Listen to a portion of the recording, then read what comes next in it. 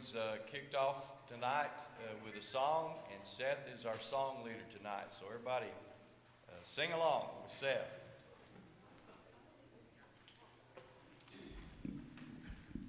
Good evening.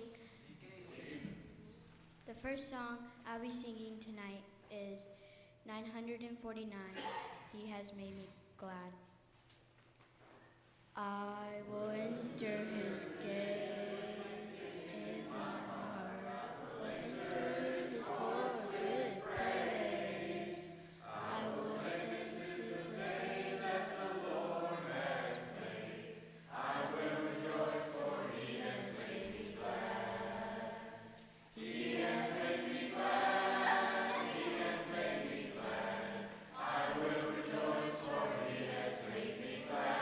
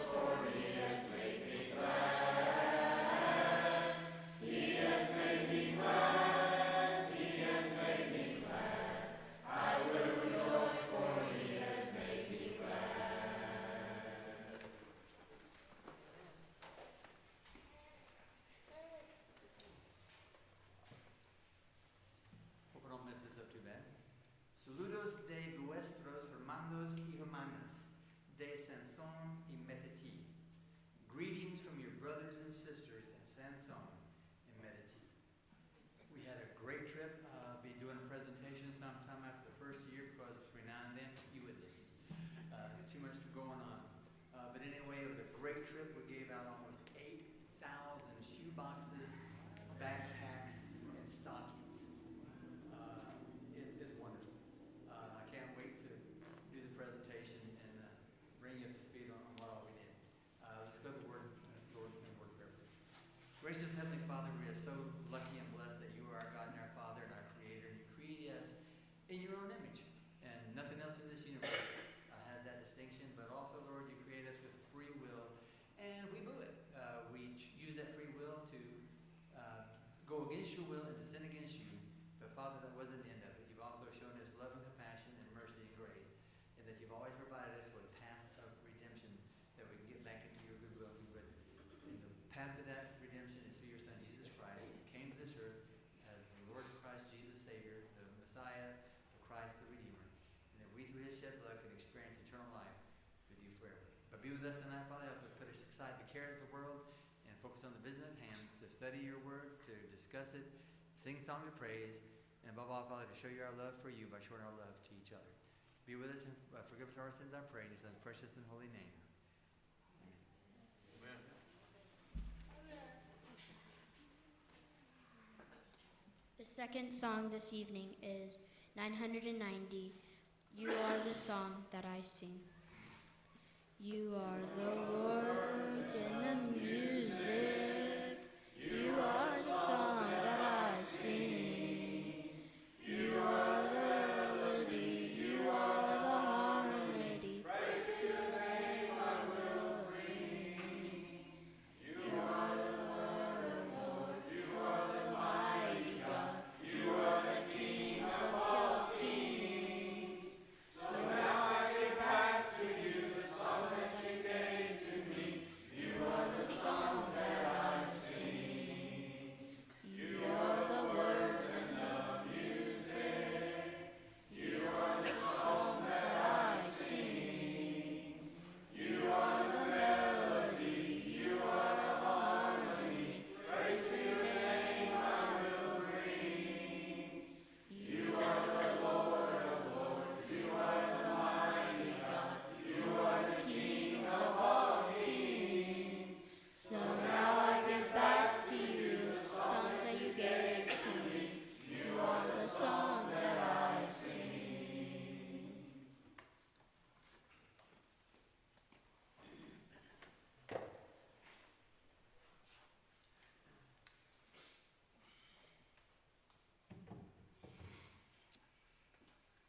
A few announcements before we are dismissed to go to our classes.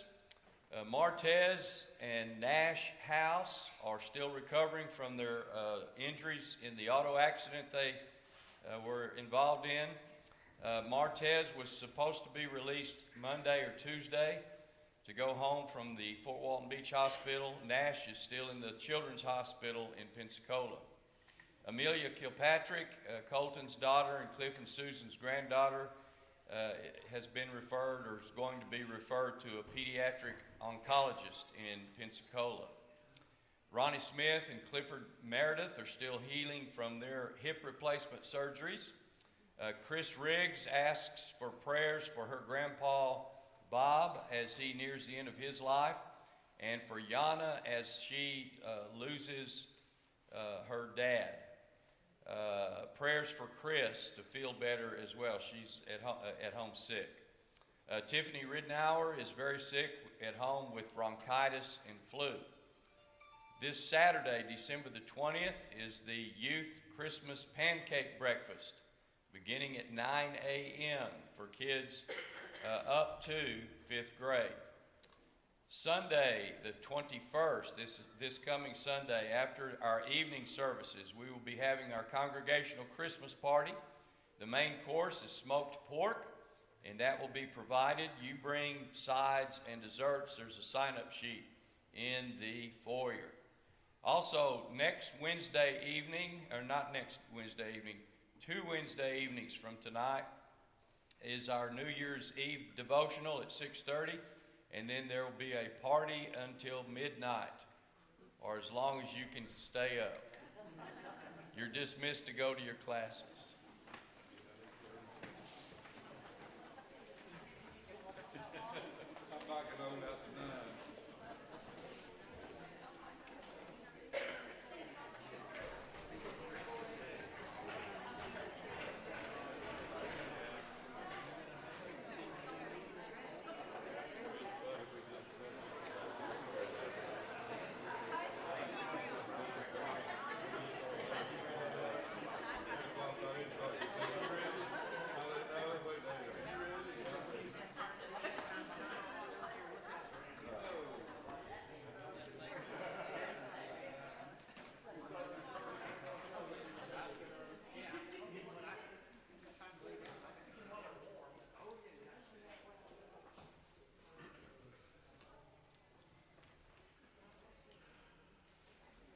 All right, good evening.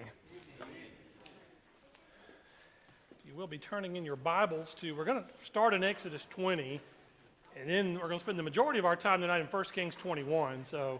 But Exodus 20 is where we'll be starting tonight. We're finishing up a short series we did on God's words of grace, looking at the 10 commandments. And so we're going to look at the final one that we're going to look at tonight. We haven't looked at all 10 commandments, but we've looked at several of them. And so we're going to look at one more tonight. Before we get into that, though, how many of you have ever had the measles, mumps, or chicken pox? All right. How old were you? Let me put it this way. How many of you remember having them? Okay. Specifically, how old were you, and what was the worst thing about that experience? All right, the itching. Mumps at 15, okay. I was a senior in high school and I missed my college tour trip. Oh, I no. could not go. Oh, was it chicken pox? Yeah. Yeah. Senior in high school. My uncle was, I think, a junior or senior in high school when he got chicken pox for the first time. He said it was awful. Anybody else? It was 6 or 7, but what was bad was the home remedy cure for my aunt's farm, and then the chickens run over you. Oh, no, what? I was supposed to cure chicken pox.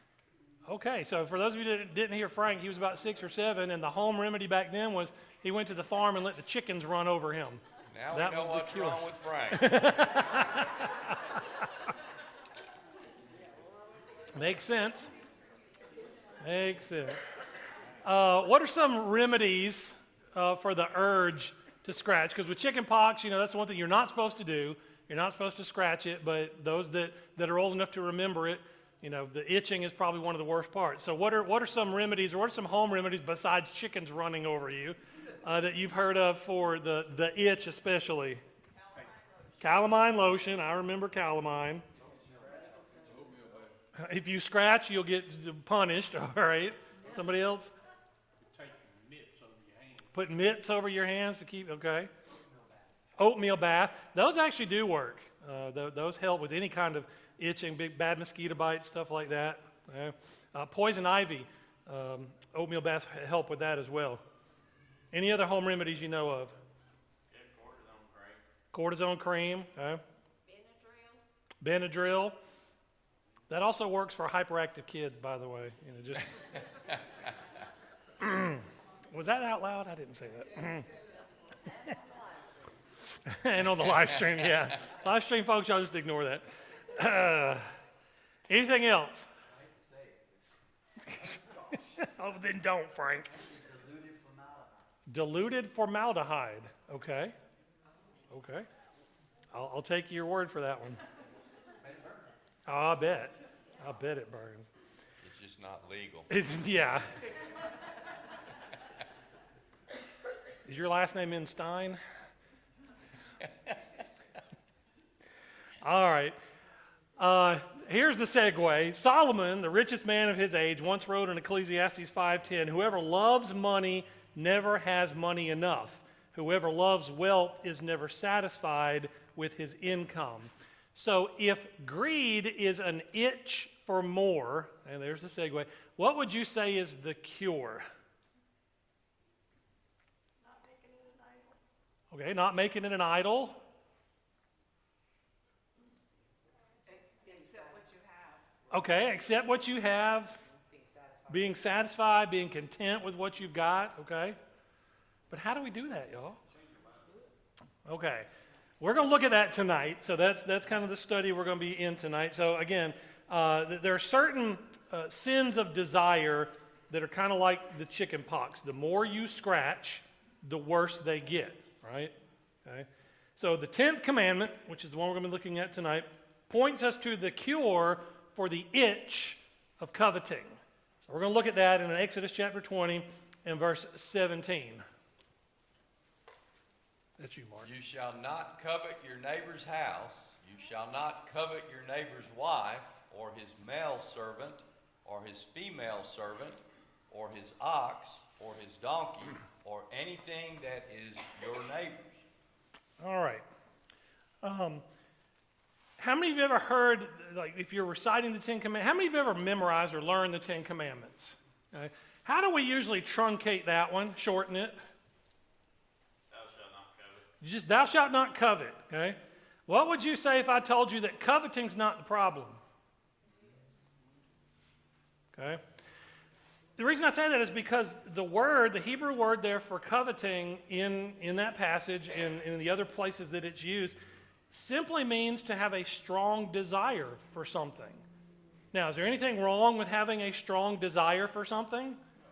Not in and of itself, right? I mean, I have a strong desire to breathe. Anything wrong with that? No? Some of y'all will be like, yeah, hold your breath. Okay? But I think the key here is what it's coupled with. Look at this verse again. You shall not covet what? Okay, your neighbor's stuff. Wanda, that's a good umbrella term, okay? Your neighbor's stuff. All right? So here's the question. Is it ever okay to want what belongs to someone else? To want the same thing or a like thing? No. Okay. All right. So to want something like it or you know something similar to it, nothing wrong with that, right? Okay. Where does it become a problem? Okay. And I think I like what Matt said. It's when you want their stuff and you don't want them to have it. I think there's the problem. And I think that's why we see God saying what he said there in verse 17. You know, and that's why I think it's kind of we do ourselves a disservice when we just trim that commandment down to just don't covet. Okay? it's not so much what we have the strong desire for, that's the problem. In this verse, it's what we are coveting. It's what we have that strong desire for. That's what makes it wrong. Go ahead. You should not want what doesn't belong to you, is essentially sums up what verse 17 says. God could have simply said in this commandment, you shouldn't want what doesn't belong to you, and just left it at that, okay? But instead, he goes into a pretty detailed list, at least for the commandments. So Wanda's already said, your neighbor's stuff, but what specifically does God mention? Okay, what's the first thing that he mentions? Okay, house, then what?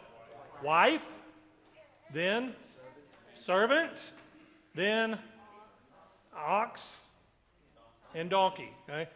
Now, in this day and age, in this Old Testament time, that would pretty much cover everything that a person had, that a man had, okay?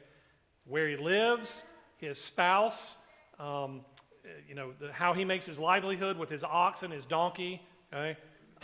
So why do you suppose God went into such detail with this commandment?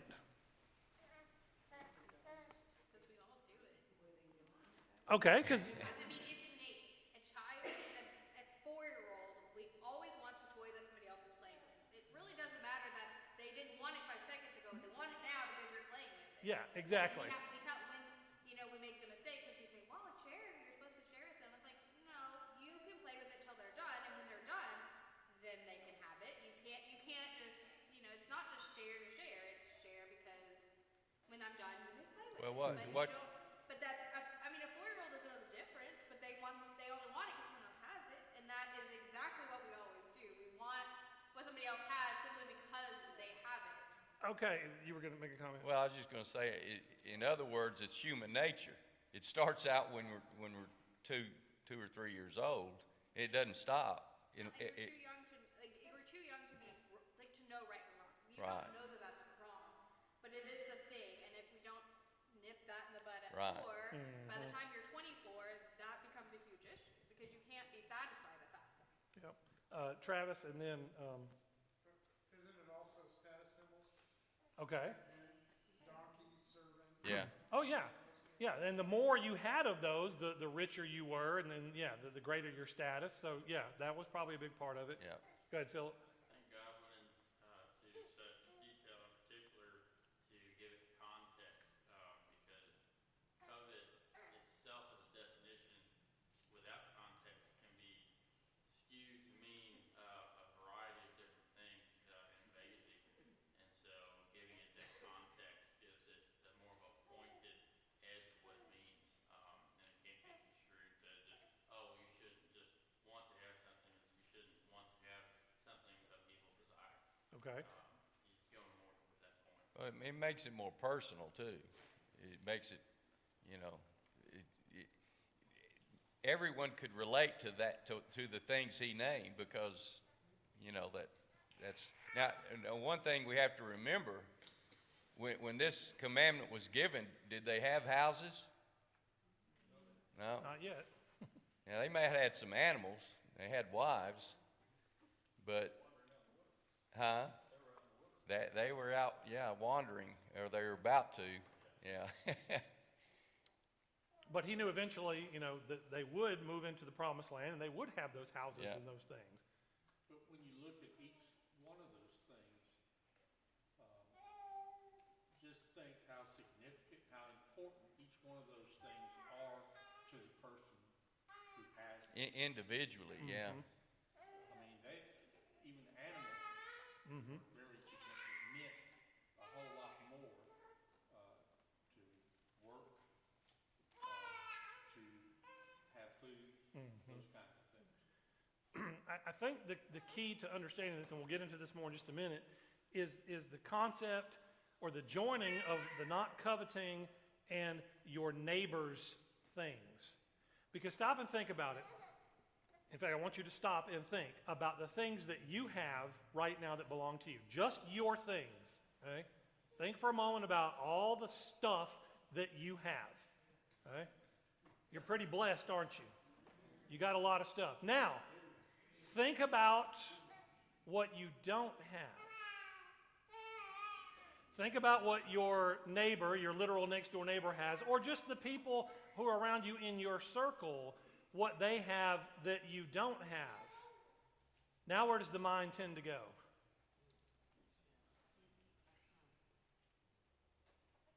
Be honest. Where does the mind tend to go when we stop thinking about what we have and we start concentrating on what others have and comparing it to what we don't have? Boy, I wish I had that. There we go. Okay. Oh, I wish I had that.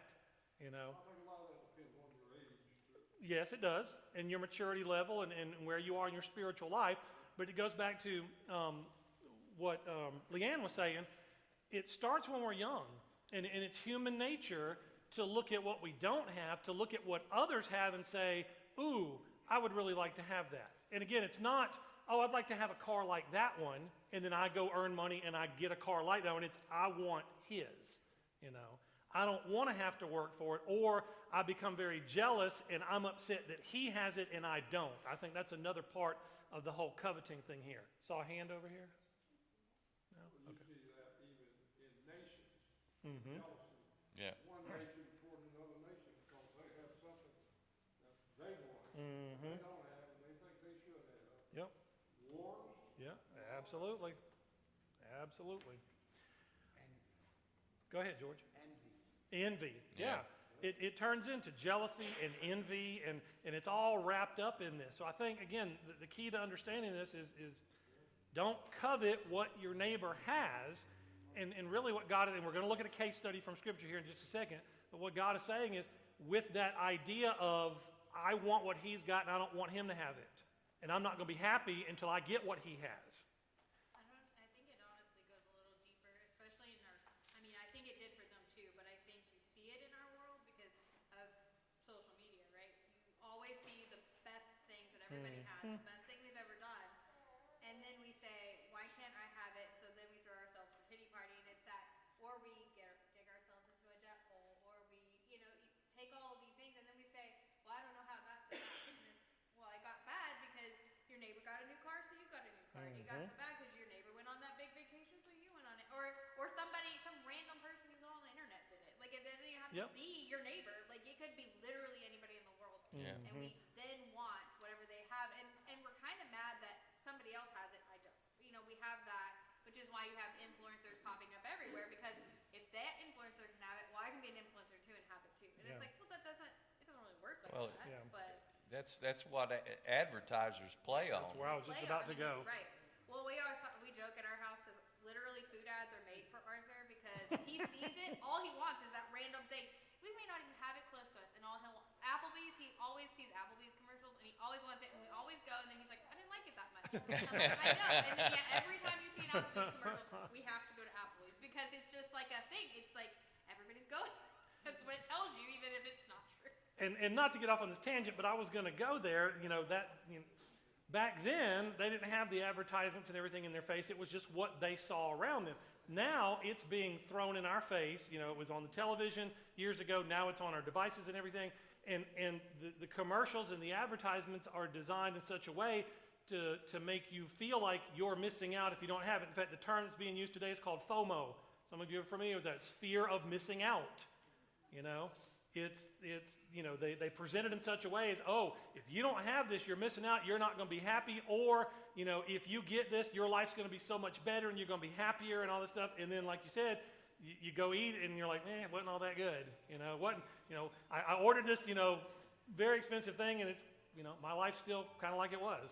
Becky? I heard a psychologist on TV the other day saying that children that are with the screen all the time, they don't know what reality is. Mm-hmm. Their reality is what they Yeah. Yep. Dorothy has a comment. Randy, Ahab is a good example of what it can lead to. Thank you. Did you read our notes? No. That's where we're going right now. Go to Hang 1 Kings hang 21. on to that thought. Hang on, yeah. Go to 1 Kings 21. We're going to look at the story of Ahab, a real life example for a case study from Scripture about how, you know, covetousness and greed can really lead you down the wrong way. So let's look at 1 Kings 21, verses 1 through 3 to begin with. Now Naboth the Jezreelite had a vineyard in Jezreel beside the palace of Ahab, king of Samaria.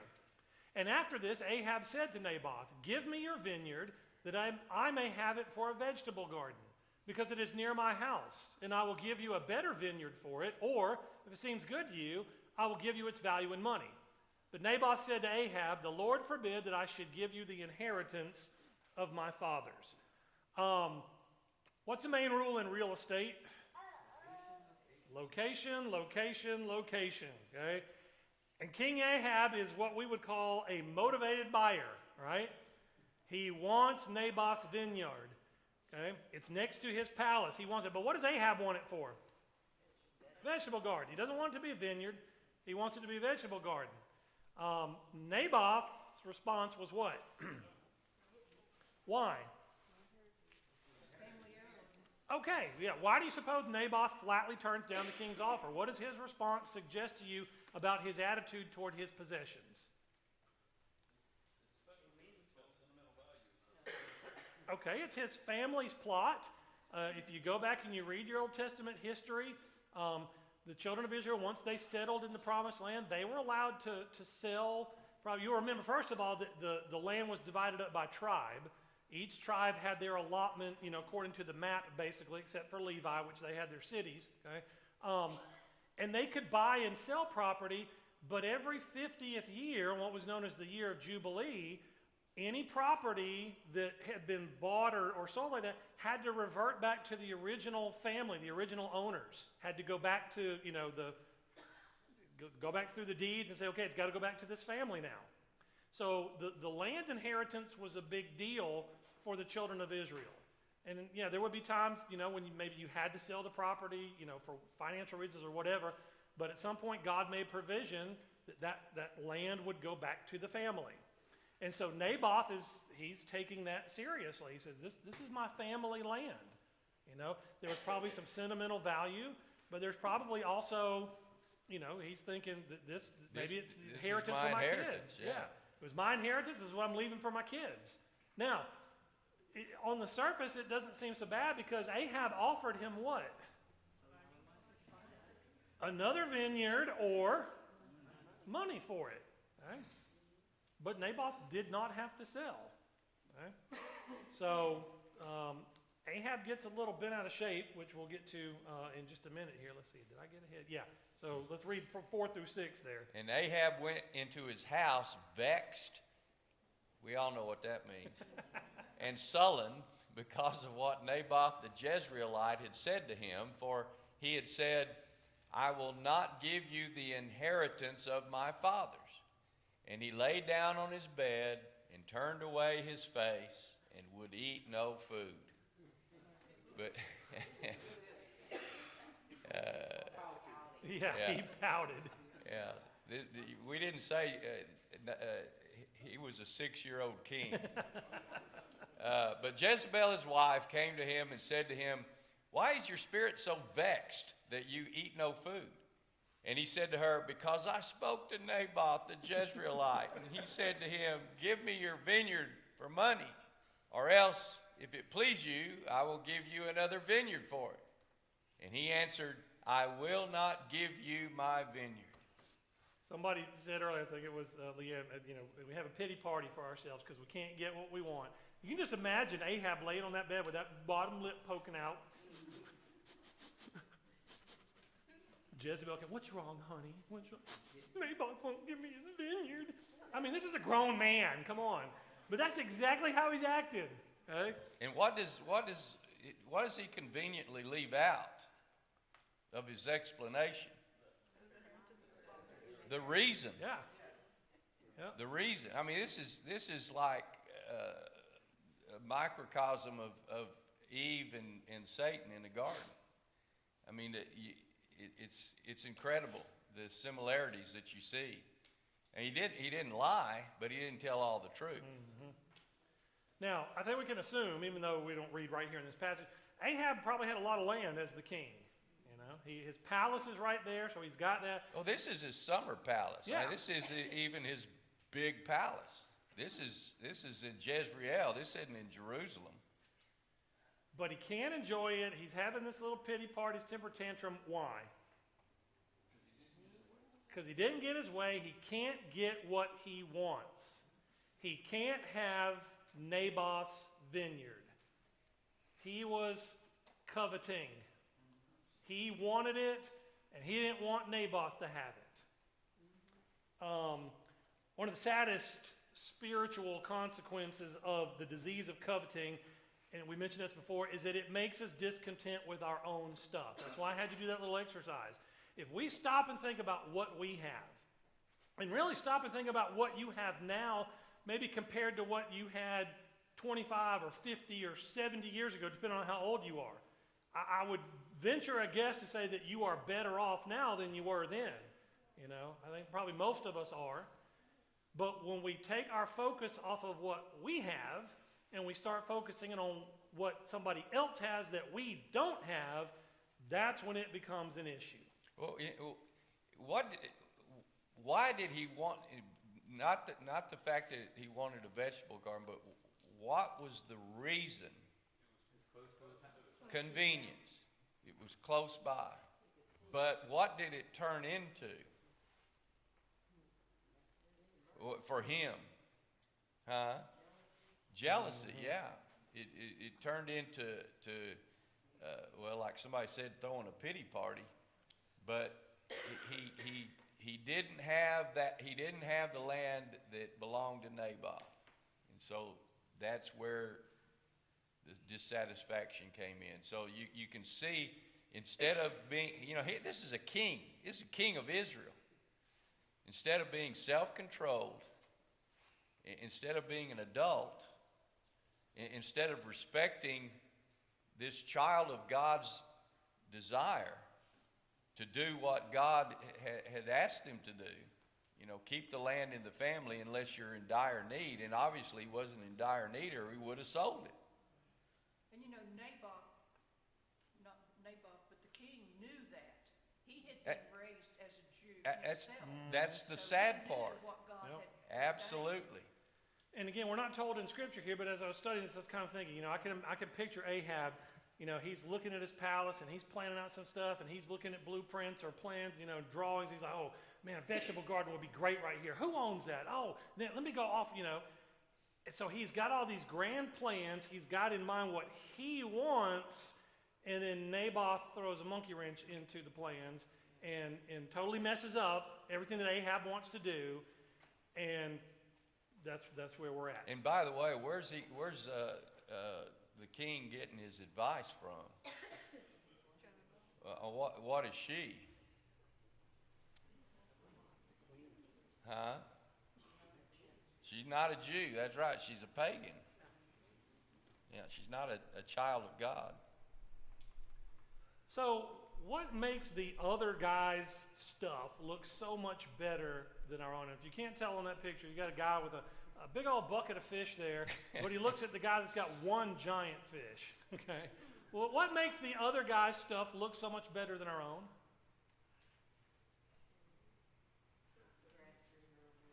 Okay, the grass is always greener on the other side. Okay.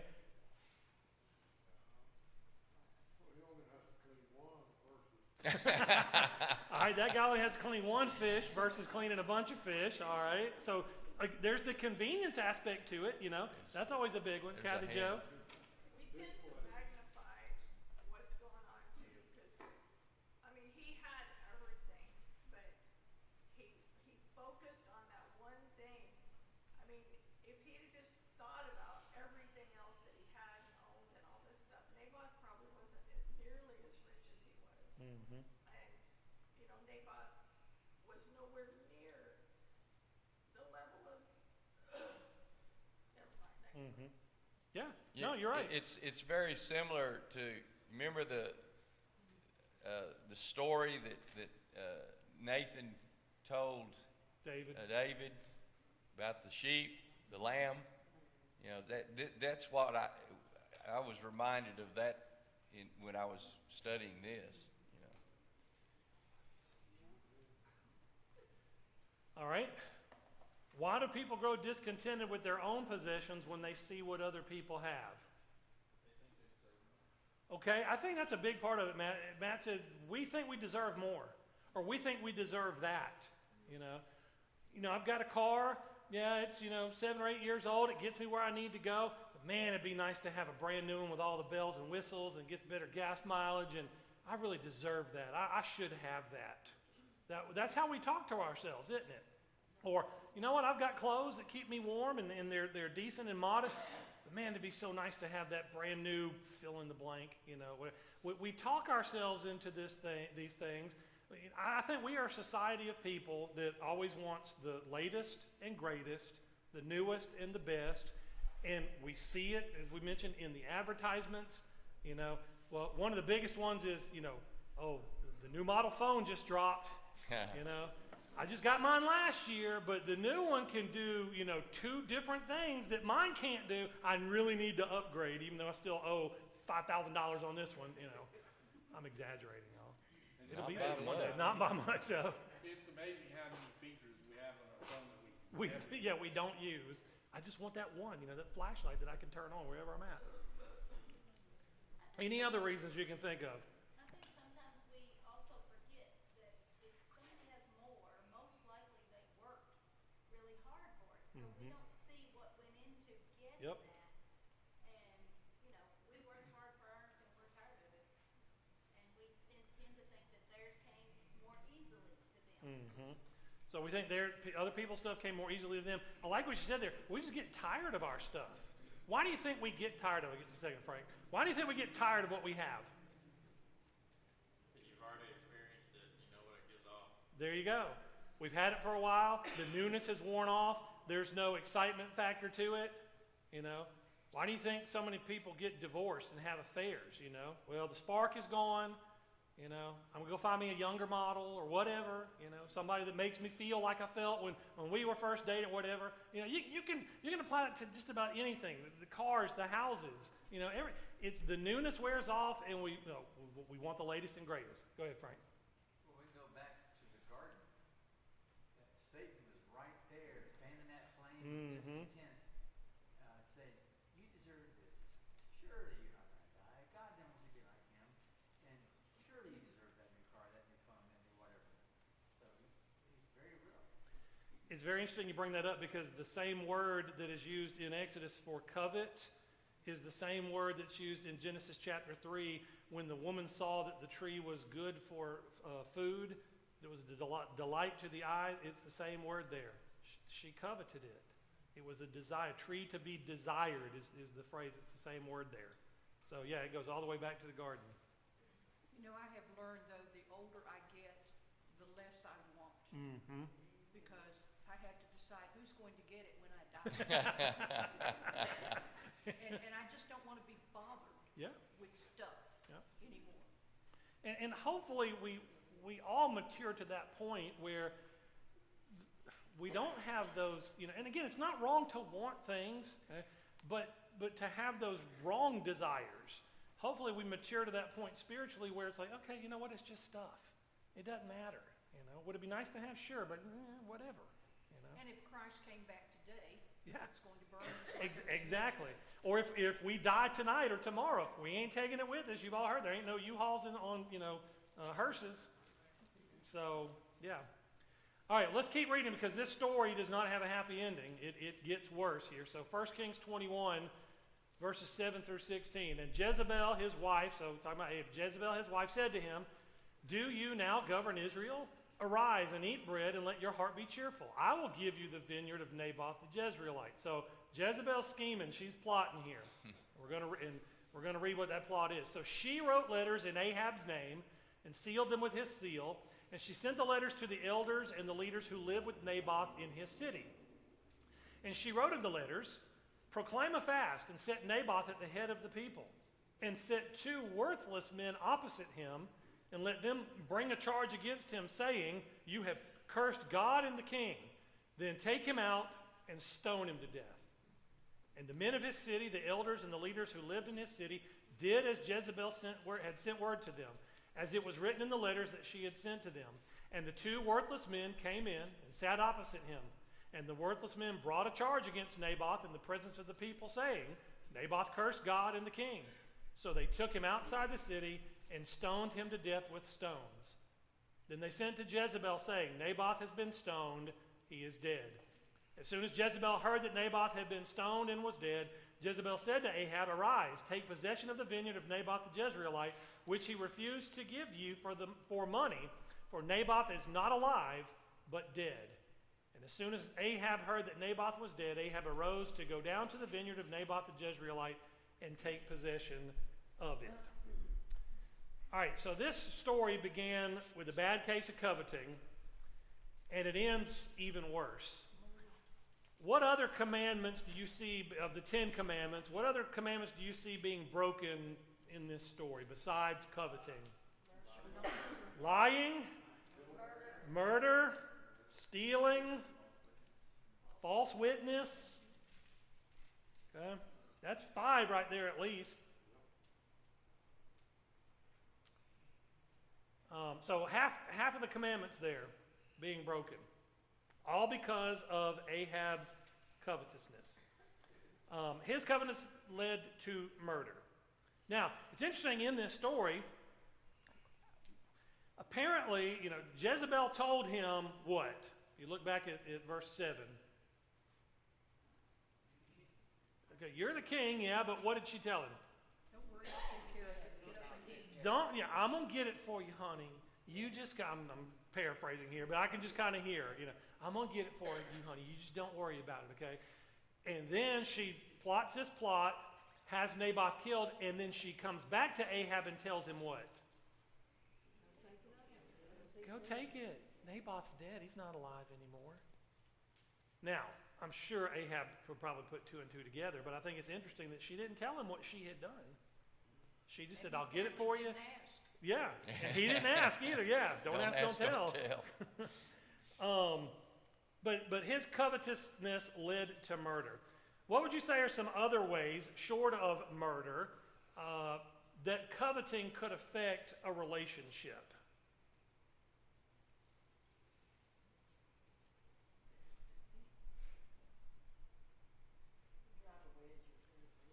Okay, it can drive a wedge between friends. If one friend is coveting something that the other friend has. What else? I mean, look at what it led to here besides murder. What did y'all mention? Lying. Think that could happen in a relationship if there's some covetousness involved? Yeah, for sure. Gossiping. Okay. Maybe stealing. I go back to the gossiping.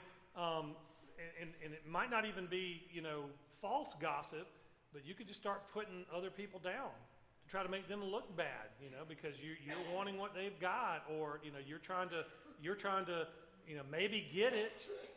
You see that a lot of times in friendships. When somebody's got a really good friend and the other person, there's another person jealous of that friendship, and they try to kind of horn in, and they want that friend for themselves, and so they'll start making the one party look bad, and all kind of bad stuff happens. What else can you think of?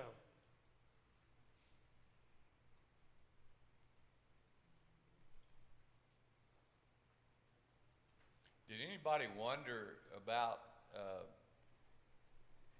whether Naboth had children or a brother? I'm not sure. I don't know. I guess if he didn't have children, or especially sons, it might have gone to the wife. But I just find it interesting. Nothing is mentioned along those lines.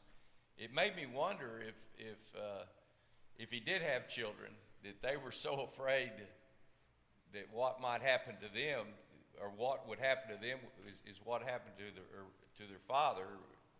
That they didn't speak up. But it makes me mad that nothing along those lines is mentioned here. So we don't know. All right, do you think you would know if a friend or fellow worker was covetous of your stuff? And if so, how? Have you ever had that situation? Sometimes they tell you. Okay. All right. Sometimes they tell you. Anybody ever been like stolen from by a close friend or acquaintance? You know, okay, some of us have. You know, you go looking for that thing one day. Where'd that go? You know, oh, they took it because they wanted it. Stuff like that happens. Sometimes in a work environment, if two or more people look for the same promotion, Mm-hmm. one of them gets it, the other two don't. Mm-hmm. That's fertile ground. Oh yeah. Yep. All right, well, there's really only two cures for the itch of covetousness, and we're going to look at those. They're found in 1 Timothy 6, if you want to be turning over there. 1 Timothy chapter 6, verses 6 through 10. But godliness with contentment is great gain. For we brought nothing into the world, and we cannot take anything out of the world. But if we have food and clothing, with these we will be content. But those who desire to be rich fall into temptation, into a snare, into many senseless and harmful desires that plunge people into ruin and destruction.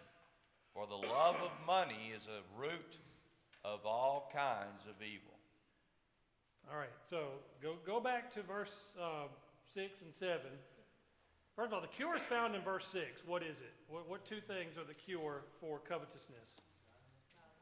Godliness and contentment.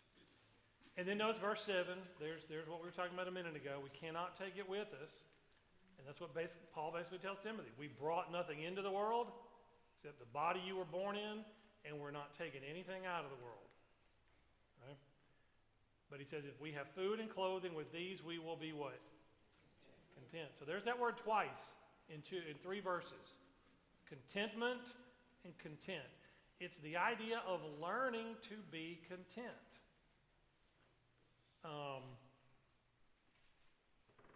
What's interesting there in verse 9 is he says, but those who want to get rich.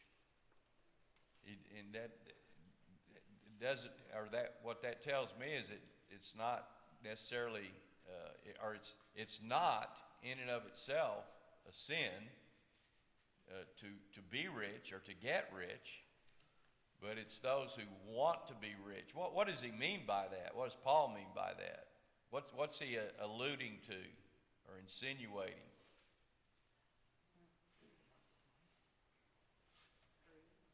Huh? Greed? Yeah. That work for just money, like, you know what I mean?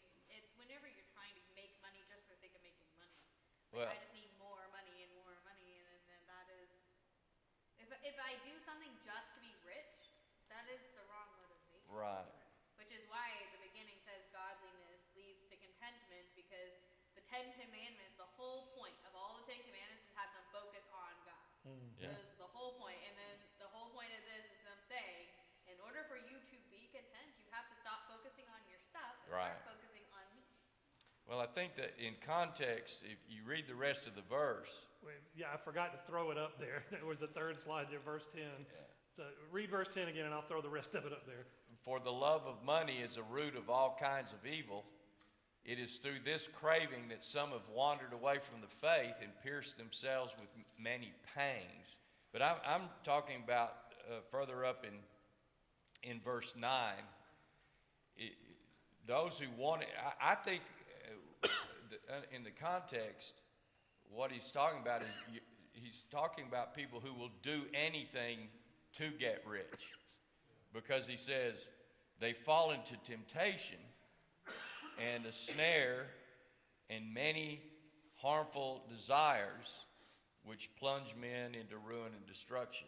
And I've seen that in my lifetime. I've seen people who have gone that route. They will walk over and do over anyone, to get that promotion or to make their business successful. They'll cheat. They'll do illegal things, and I think that's what Paul is talking about here. It all boils down to it's a heart problem, like most other things are, And so we have to always be examining ourselves to see that what is our motivation to do this or to do that. What happens is if the motivation, if our heart is right and the motivation is right, and we're living a godly life, I've seen people blessed, beyond imagination with wealth, because they're giving it away as fast as they make it. And so, that's the difference between what Paul's talking about here versus what the attitude that the Christian should have as far as wealth goes. The love of money is the root of all kinds of evil. So how can we learn to be content with what we have? Before you answer, I don't have it on screen, but go to Philippians chapter 4. Philippians chapter 4, and let's look at verses 11 and 12.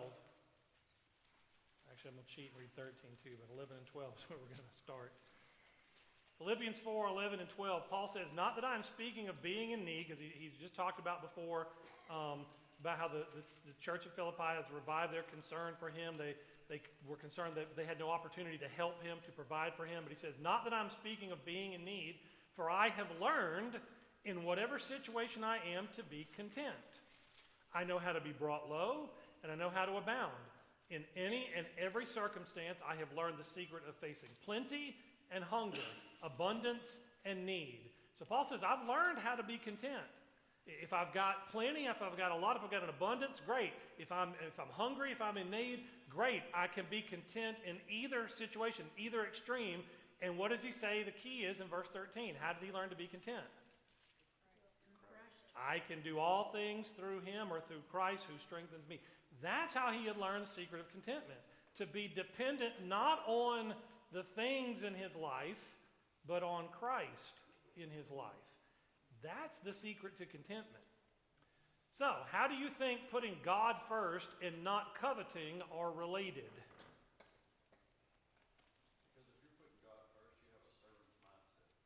Okay, if you're putting God first, you have a servant's mindset.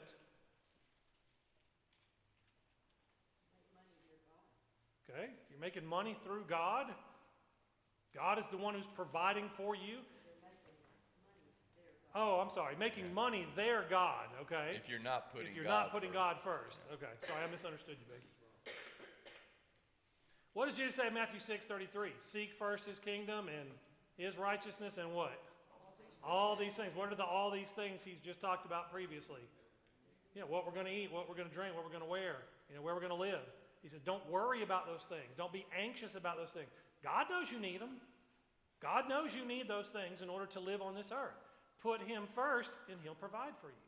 It's not about putting the pursuit of that wealth, the pursuit of the money, the pursuit of all those things, having, getting. Put God first, and all those things will fall into place. I saw a hand. Shamika? Well, I was going to say, you have a sense of peace when you put God first. You don't feel like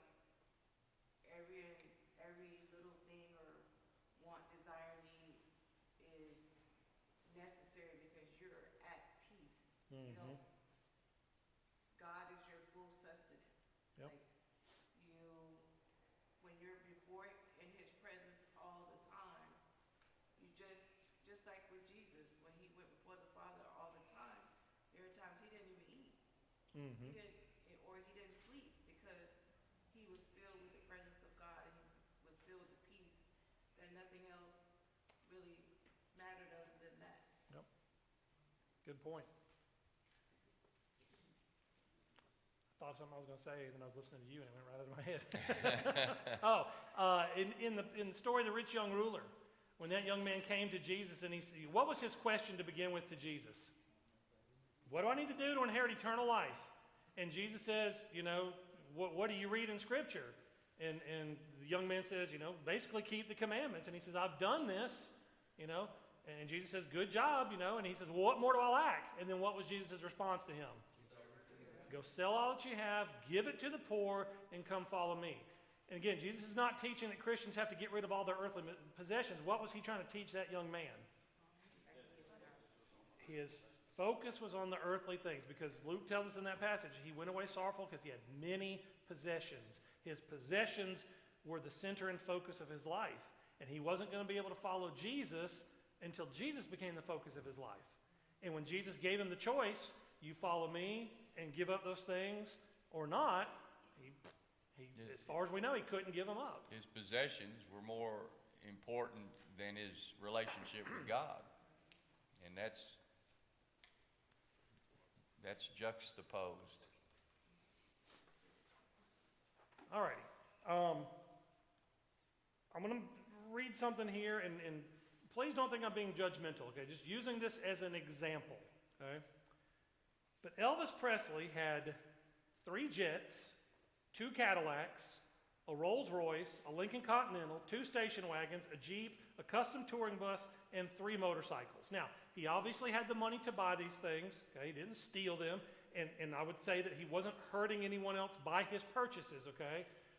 But do you think having those kind of possessions is spiritually healthy? And if so, why? Okay, it depends on your mindset and your heart. Think about it though. Could Elvis be in more than one plane at one time? Could he be in more than one car at one time? I mean, maybe, go ahead. But it is really nice if you enjoy the cars and there's something that you really like a collection. Doesn't matter if it's baseball cards or cars.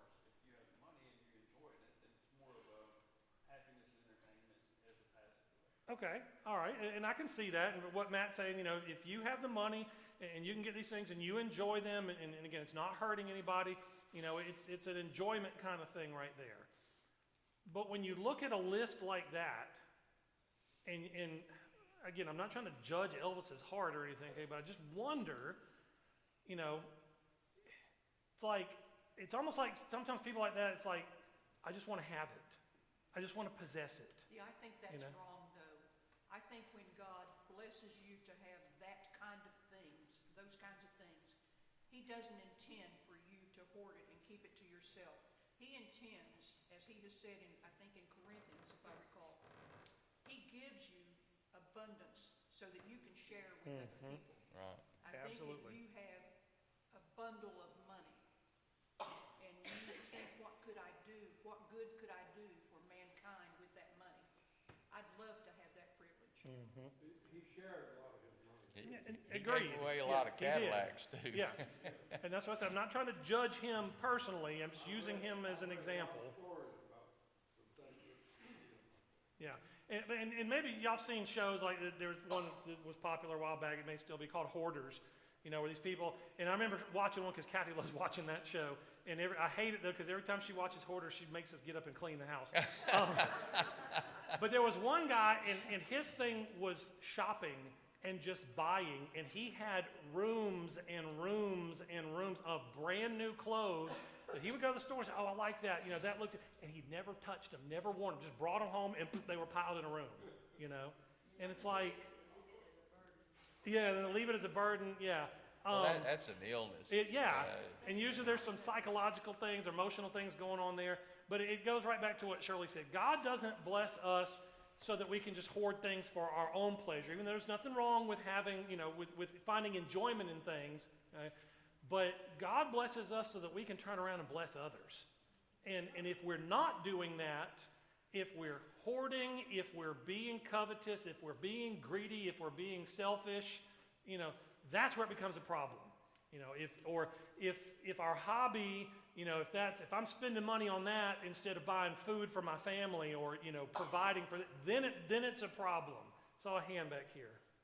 Kathy Jeff. So he's trying to fill a hole. Yeah. Yeah. Emptiness that you can't buy enough stuff to fill. Yeah. And I think a lot of people are like that. They're trying to fill the emptiness in their life with buying things. And it doesn't just have to be physical, material things. It can be relationships. It can be, whatever. But yeah, they're trying to fill that void with those things. And again, look at all the stuff that he had, and he probably died a miserable person. I mean, from what I've read. Elvis was an unhappy guy towards the end of his life. All right. skip this question because the bell just rang. What causes you to be satisfied with your own stuff? What have you found that helps you?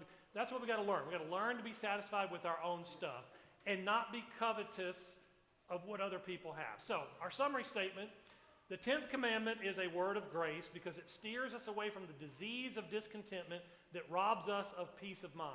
When we learn to put God first and to be content with our own stuff, we will truly be rich indeed. Don't forget, next Wednesday and the following Wednesday, next Wednesday is Christmas Eve, we will be having a devotional service. There will be no children's Bible classes. Everyone will meet in here for devotional service. And then the same thing for New Year's Eve the following week. And then we'll begin a new series around the 1st of January, first Wednesday in January. So appreciate everyone being here.